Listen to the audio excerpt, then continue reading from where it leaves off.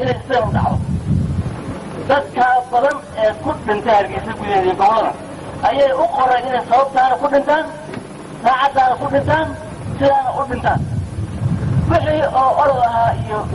sidaana waxaa inaan ka hortagna taas ahayd marka ma surubiso laakiin waxaa meesha ku jirta ilaa waqtigaa dadku wax badan soo waxaa la ogaa in ay jiraan kooxo u shaqeeya isticmaalka oo doonaya inay gubaan magaalooyinka iyo dadweynaha oo ujeedadooda tahay ma qarsoonayna inay kala gooyaan ummadda Soomaaliyeed oo dhisaan qoys ayna dhisaan baa inta waan ka laga soo sheegay dhici weyne waxay socotaba war way rogayaan war magaalada ay gubayaan war way idin karayaan war dan idin ma hayaan war yeen idin soo gelin wixii laga qabtay iyo wixii laga burburiyey mooye wuxuu cadowgu magaalada kala baxay beebe hal beebe barawnada labo jiibabka afar aan qaar dhulmahoodu aanay dhacaynin rasaastuna ay ku yar tahay iyo loo gaadhiyo zoo 23 oo mid dhumihiisu ay xun yihiin bmka halka garaadana laba xabado cadowgu wuxuu ku tallaabsanayaa hadduu geedabla isugu tegay laxaadkiisu geedablu isugu tegayaa taliska iyo madaxaba waxaa laga filayaa geedabla inay tagaan dabeetana cadowgu wuxuu isugu dayaa dadka maatada ah ugu urursan uudaan iyo dhaawac ayaa la geedable inay saaraan waxaana la sheegaya bisha 13 inay hadal hayeen inay damacsan yihiin inay saaraan sida maanta diyaaradda sahanku ay soo tabinaysana uudaan diyaar baa gaadiidkii ku ahaa waxaana aad u suuragala walow laa baahan yahay inay caawa galabta isticmaalo diyaaradda sahanka inay caawa saaraan cadowgu dadka qaarkii waxay u fekerayaan haddii Hargeysa laga saaray inuu iska baxo oo daway xadka ka baxo uma arko aan aragtida caynkaas ka hadlo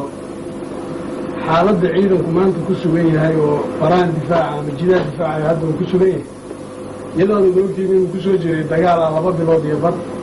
lana soo maray magaalada intaa dhumucleed oo dhibaatadeeda ama qaabkii faltan aadooyeen lahaa ciidanka waxaa soo gaadhay culays fara badan oo ka yimid dhaawac iyo dhimashada dee dagaal iyo natiijadii maanta oo la joogo ciidanka difaaca ku jira natiijadii ugu dambeysay uu la soo dhaawacay horta moraal ahaan aad buu wanaagsan yahay awoodda tekniko xogogaal baa utiininta ay tahay sida uu sheegayay sarkaalka sahanku deegaanada cadowga ee hadda ka baxsan magaalada oo iskurursiyadu ka jiraan waa kuwa hadda ama ka muuqda halka ama aan muuqanin ee sida Allah baday iyo Aytaroosh oo kale waxaad moodaa isku xog in ay isugu soo urureen aagga mas'uuliyadda ee gaaska labaad iyo madaxa waaxda sahanka ee qayb tirada dadka saastay dhibaatooyin jira cadawga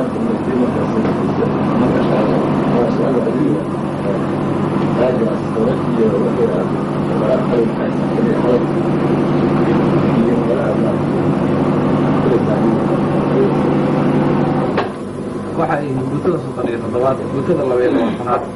urur ka mid ah guutada 104 halkii aanu 7 iyo rubi dhiban meelaha wuxuu soo weeraray meel yar oo muhiim ah oo ah barta uu ka baxayo ama uu isleeyahay waa ka handadi kartaa magaalada Hargeysa si ciidamada difaaca dheer ugu jira halka uu ku soo wareejiyo geeska wadada gabli aada oo ay deganaayeen urur ka tirsan guutada 87 iyo urur guulwadayaasha ummadda ciidanka guulwadayaasha ummadda khasaarooyinna waa loo geystay isagana waa u geystay ciidanka isaga halkaas soo weeraray wuxuu laga jiraa hadda galbeed buu u gudbay isurursiyada hadda laga sheegay halkaasuna ku fiiray taan filayno xogta kale cadowga aan ka helno waxa weeye aagga mas-uuliyadda kulliska inta ka soo horjeeda wuxuu ku leeyahay beedoofaar almayr iyo geed degli dhammaantood waxay ku beegan yihiin aagga mas-uuliyadda kulliska galbeed waxaan filaynaa marka haddii aanan degdeg looga hortegin inuu weeraradiisa albashaaryada asdabajoogyada oo lagu sameeyo ma xoog badna cadowga infaanta meesha ku jira laakiin manyowarkiisa aad u badan manyowarkiisa badan wuxuu kaloo isticmaalaa tabo aad maaragtay u malaynaysid argagixiso hab argagixiso oo ah 3 meelood oo kala duwan inuu isku mar argisho ama waxay dhuucda uu ka soo baxayana way fog tahay marka dambana dhumuc fudud buu ku baxsanayaa mar haddii masiga ama maritaanka dhulka uu adag yahay oo waxa weeye togog iyo buuro aragtidu aad bay u fiican tahay marka buuraha laga eego maritaankiisa waa xadidan yahay waxaana malaynaynaa is-urursiga ugu weyn inuu ku leeyahay beyo doofaar oo uu rabo inuu ka soo handido wakti walba magaalada Hargeysa ama ku noqosho uu ku soo noqdo magaalada ha ahaato wuxuuna ku qarinayaa qarintaa waxay keenaysaa inuu ku qarinayo falalkiisa kale ee is-urursiyada oo hadda lagu sheegayay aagga gutada kontonaad 87 iyo gutada shanaad aaggeeda is-urursiyada oo inta halkaa lagu sii jeedo uu rabo inuu meelaha kale ka sii abaabusho hawlihiisa ka soo abaabusho dabadeedna ay noqoto sidii abaabulkiisa hore oo laga warqabay iyo kuwa dambe oo cusub oo soo horgala waan ka baxay anigu kudii waxaa qabaa qaabka fasalka randiga dugoo baalibaano si fiican haleelo socdo si fiican ugu soo jeedayo bidixda ogow geed la burburina halkaa ka taxmay ruuxa iyaga tiknika u maraysaa ma jirto allahuma ilaa in dib loo noqdo waddo xun weydi talgeed la ka baxda oo halkaa ama aragsiyo ama gelida ka gelaysa laakiin ma fiicna wuu ku dibadnaanaysa oo buuro iyo qarar iyo waddo aadi xugay waxaad u jirta waddo kale oo agabar ka baxda aruma marka ka baxdo la aadi karo aragsiyo ambase la aadi karo gebile laakiin buuraha iyadoo laga faa'iidaysanayo dhinaca waxaa iska jiraan maanic gacanayna siinayo buuraha oo geedibla xaggaa ka ah dabeaniga fikra waxay isu tutusaysaa fatankeena ciidankeenii gaaskowaad way xagga agabarha ka soo xidhay ciidankeenii gaaskowaad ee joogay caada iyo agabar ciidamadeennan kaleeto halka furatada joogaa iyo doofaar yaana iyo dib ha looga riixo ciidankeena jooga darar weyne ha ka soo galo horahaadley korkeed meel ka sukaysa afarta waxaynu ka joognaa 3 jiho iyadana buuri baa xidaya markaynu saa yeelo oo halkan waddaa ka timaada geed deble anagay soo gelaysan markii halkaa ciidanku u gaadhaba geed deble ayaa ciidanku markaa ku xidhay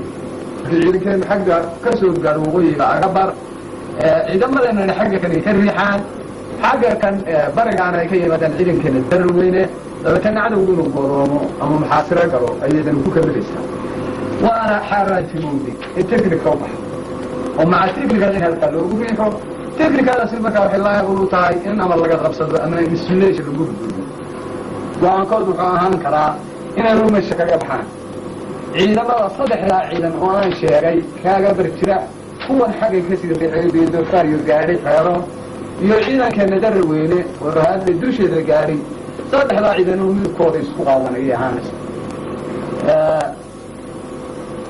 inay dhulka ka baxaana waa wax suurtooda nimanka iyaga iyo fikradeedu ku baranay si umidkeedu yihiina aniga iyo uma muuqato inay saa isku dhibayeen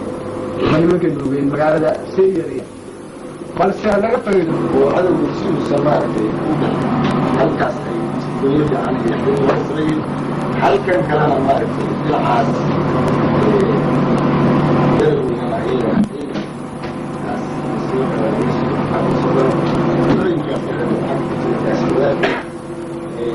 ilaahay ku soo qaaday cadowga iyo kana waynu soo dhawaadeen isla والجمال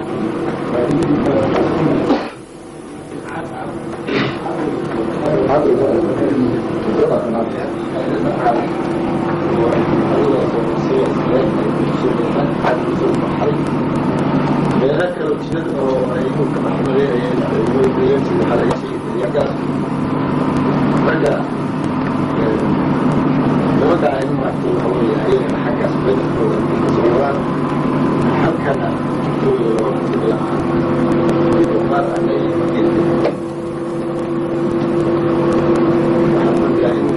يعوش بعد عدة أو لا ما شرعي من كذا لا سألته ألف البريد صعد كتب الحمد لله أنا المدعي سلامات أنت عقيد وهي الوالد وإلا أجل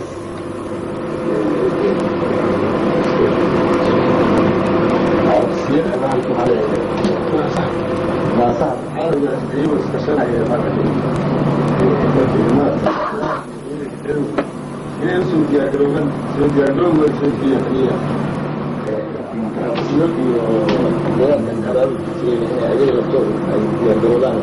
weerarkan cadowga markasta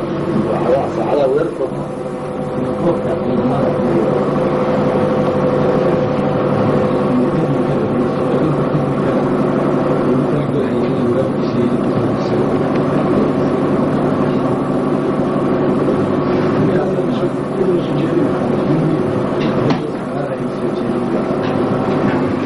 حقا كان إلى دور بوتا كتيرنا سجال طوله واحد كتير ساعة بقولي كوبات سجاشنية الضوء صدنية سدحات صدح بوتا سوما واحد بوجرت الله يلا واحد بوجرت بوتا بسدنية الضوء بواحد كجرا أو كنترات بواحد كجرا لكن ما إذا ما صدح لا بوجرت الناس واحد كسماية واحد كجرا هذا واحد كجرا تضوات تاني صدنية الضوء ربي الله سنات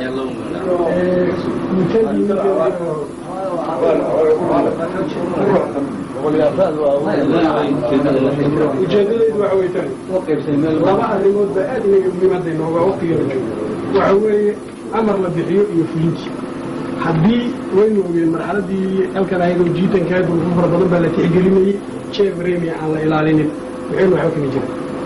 ستة سيئو سورقش كوربو إسايستين داوي سراعي